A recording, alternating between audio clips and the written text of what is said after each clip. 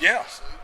How has he been different now that he wakes up every morning and he's the guy for this game? Yeah, I think that's a great point. I think it has been a little different when you know, hey, I'm the guy. I'm the guy they're counting on. I'm running with the blue group, and I don't know. He's always prepared well. I will say that he's that kind of person, and he's always very smart. So he's always kind of been knowing the game plan and what's going on. But I think it's been a different feel for him. I think I've seen him more confident, Connor, probably just because he's he's the guy that's got to go out with that first group. He's got a guy to make sure the huddle's right on the sideline. He's got a guy that's got to get the call right up front. And the older guys are looking at him, expecting him to be able to do it. And I really like the way he's responded. I think he's had a really good.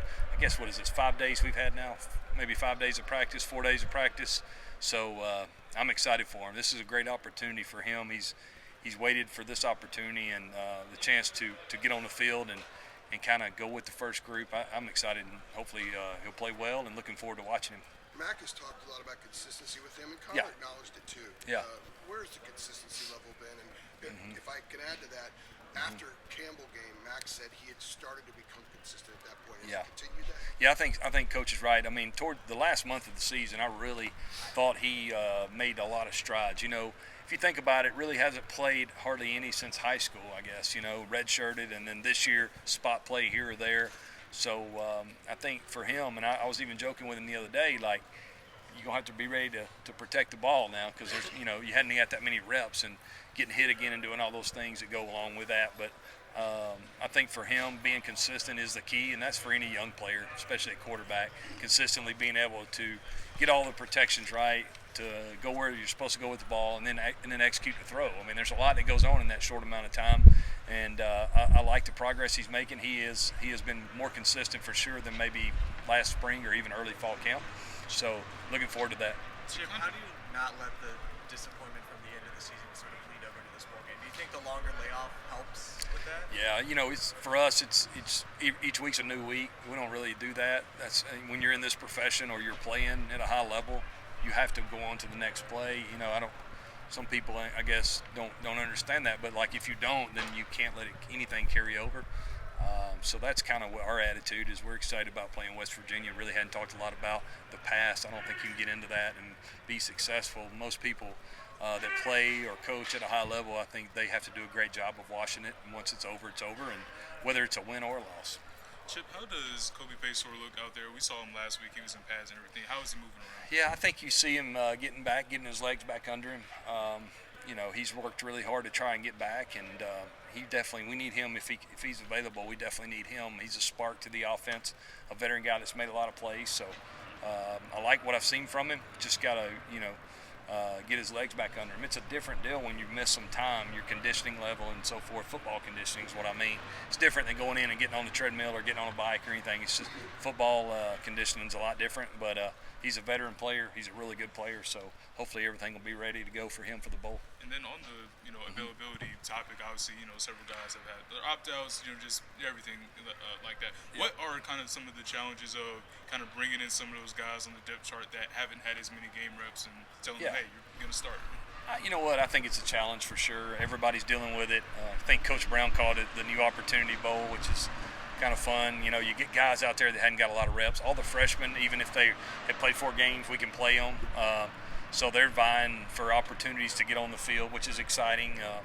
I think we focus kind of on the guys that are here that are playing more than anything else. And, it's a different world than we grew up in and we all played in, and guys do different things for different reasons. And we love the guys that are not with us. There always will be a Tar Heel and so forth, but at the end of the day, we have to focus on the guys that we have here that are ready to play. It's not fair to the guys here to worry about anything other than that, and that's kind of what we're focused on doing. So what does tight end look like right now? Yeah, we're thin for sure. I think Deems is doing a great job. Deems May, which we moved over in the spring, I think. Yeah, in the spring. He's played a little bit here and there, but we're trying to find maybe some more depth there. We've got to be very creative in what we're doing, and we'll see. We've been a huge 12 personnel, sometimes 13 personnel team this year, which is good. It fit our team, but those 3 tight ends that we're playing all those reps aren't available. So we got to make sure that we try to give our guys the best plan we can, and we're still working through some of that. You got a new center to go along with the new quarterback. Like, what is that dynamic like when it was so sort of cemented and locked in with Drake Yeah. and Corey, and now it's Connor and Willie. Yeah, it's a different vibe for sure, but not in a bad way. I mean, Willie's excited about his opportunity to play center. It kind of gives him a head start maybe on next year. We know he can play guard or center. And then Connor and when you have two veteran guys back there, there's communication is pretty simple. They've done it a bunch of times. They've gotten a bunch of reps. So some of it very subtle. And with this one, we've got to, I think the number one focus for us is making sure the communication is good, making sure we're all on the same page. I think Corey and Drake did a great job of that throughout the season, but they played a lot of snaps. And I think Willie and Connor are going to get there. They're both really smart guys, but they don't have the reps in the bank, so to speak. But so far, so good. We got to do a great job coaching them, giving them the best opportunity, and that's kind of what I'm focused on. How do you try to speed up that process of just, Yeah. we've seen him when we're out here, I guess it was last week, we saw him working. Mhm. It was Yeah. Willie, Connor, and Deems May. Yeah, I know. But how do you try to speed that up? I don't know that you can. Yeah. I got to do a great job giving us the best opportunity. Just do the things that we can do the best and execute, and try to do those as many times as we can. And at the end of the day, we can't change our offense totally, but maybe we focus on the things that are our strengths now, and not when we had the other guys. So that's kind of sorting through that. And then everything that doesn't always fit the team you're playing. This team's gives you multiple looks. They're a mint front, or they're sometimes an even front. So not all the things that you say, hey, Connor can, or Willie or whoever can execute, it may not fit this week. So it's not as simple as just saying, well, we'll just run these plays with Connor because they may not fit. And then it also doesn't make sense to say, we have to change our offense because we're wired to do things a certain way. So it's a balance. But I think everybody in the country is dealing with that, and we got to figure the best things that we can execute at a high level and really run those things and then let our guys go play. The one thing I will say is because some of these guys haven't played, they're going to be really excited about playing. And that's what, to me, the bowl is about. Coach has mentioned it, and I always agree with him on this, that the team that's the most excited team to play usually has the best opportunity to win. Now, West Virginia will be excited too. They're probably in the same boat.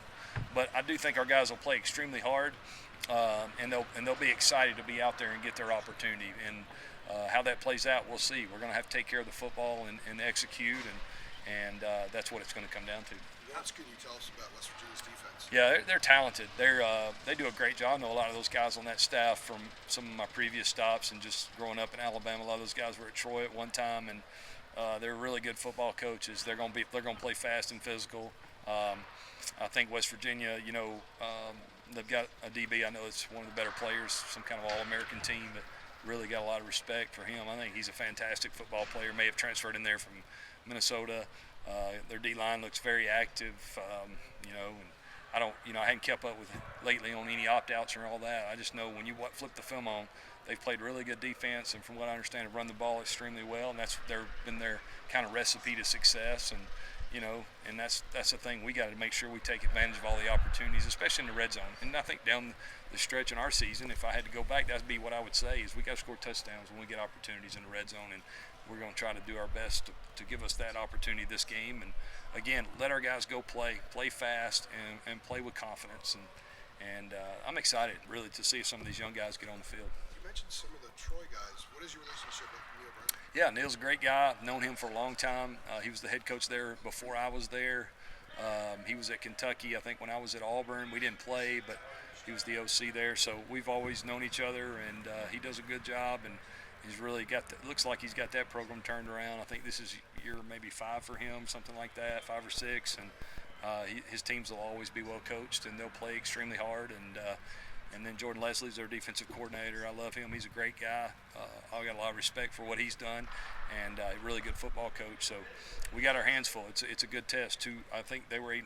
Is that right? 8-4. Yep. So 2 8-4 teams, and it should be a really good game down in Charlotte.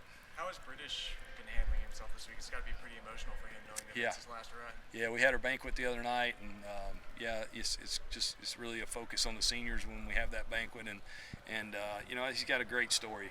Coming here as a walk-on and doing what he's done is impressive, and he's doing well. We got to make sure that we protect the football, and I think between him and Amarian and maybe those two guys have done a great job when you look at the whole year, and British is a big part of that, and just getting to know him for 1 year, he's a great kid, and he's got a great story, and hopefully we'll send him out the right way. Chip, has this reset, feels like a reset, obviously, with the break. Has it been good for Nate? Has he needed that with some of the injuries, the drops, things like that? Yeah, I think Nate not only is not just for him, but for a lot of guys, just the nicks and bumps and bruises of a season. I mean, they wear on you. We had a tough stretch there toward the end of the season where we played some really good football teams, some really good defenses from our side of it, and I think Nate struggled early on with an injury and has gotten better, and I think the confidence in it's gotten better too. And I've seen a Nate that's what I saw in preseason camp and early practice during bowl prep. Excited about seeing him play. Chip, obviously we asked a little bit about Connor earlier. Yeah. What have you seen from him from, I guess, a leadership perspective? Obviously Drake had been, controlling the offense for a few years, familiar with the guys, everything. And this is Connor's first start. What have you seen his leadership style? Yeah, I think Connor is growing into that more than anything. When you're not the guy, like especially you follow a guy like Drake, I think you learn from him. And I see him preparing like Drake did and doing things like he did. So Drake's been a great influence on that whole room. But Connor's got the respect of our team. I do know that, the way he prepares. He's really focused every day. He's not going to kind of screw around and do anything to distract everybody else. And I think they respect him because of that. And again, it's just for him, it's like, hey, no nerves, just settle down and play. Relax and have fun. He's won 2 state championships in high school, was a big-time player there in Alabama, and that's the Connor we want to see. And to do that, they have to be very confident. They have to know what they're doing. And then the speed of the game, it's just got to, that's something that'll take care of itself. He'll adjust just like he did probably one day when he went from freshman to varsity in high school. And we just need that to happen really quick, okay? And but I love his preparation. He's a great kid, and I think he's improving. Well, what are some of those similarities, I guess, in preparation with Drake that you mentioned? What are some of those? Yeah, so they do a great job with film study. They have iPads and things, and we push everything to them at night. So by the time they come to meetings with me, they've already seen it once. So I'm hitting the highlights and just making points of things that I want to make sure they understood. But he's never not going to be prepared.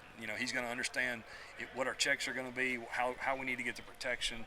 He always has. He's prepared that way, and I think Drake was a great example of that. Drake knew how to prepare, and nothing really ever caught him off guard. And I think Connor is kind of in that mold as well. We'll wrap up with that. Thank you, Jeremy. Can 2 Alabama guys and Chip Lindsey and Connor Harrell talk to each other a little differently? I think so. Is there some sort of innate understanding about? No, I don't know about that, but he can understand my dialect. I think Drake stood right here when I first got here and called me. What he called me, an Alabama country bumpkin from Alabama. He absolutely did. I believe you were right over there. I believe I was sitting right there, and he was standing here. So Connor probably gets that. Like I said, and I'll just take one more pop at Drake. It's not like he's from New York City or somewhere. I mean, he's from Charlotte. Extremely cultured individual, right? He's from Charlotte. I mean, but no, it's no Connor and I got a great relationship, and I'm excited about it. So we'll see. I don't know if it matters where we're from or not, but we want to see him play well for sure. Do you not have to, but maybe do you personally want to tell him more just in his ear than you would Drake? Yeah, what I'm saying? There's a tendency to want to do that. I agree 100%, but there's also a tendency to give too much, right? Overload him. I want him to play, and he's got to be in the flow of the game. So you have to be really careful, I think, about too much information. But I will say, the quarterbacks that are here, I want them to know what I know. That's the thing. That's what we always say. You have to know what I'm thinking, and I think he does that on his own. And I'd love to hit him with reminders and things, just like I would anybody else. But he's a smart guy. He's going to do fine. All right. All right. Thanks, Thank Chip. you. Thank you. Appreciate it.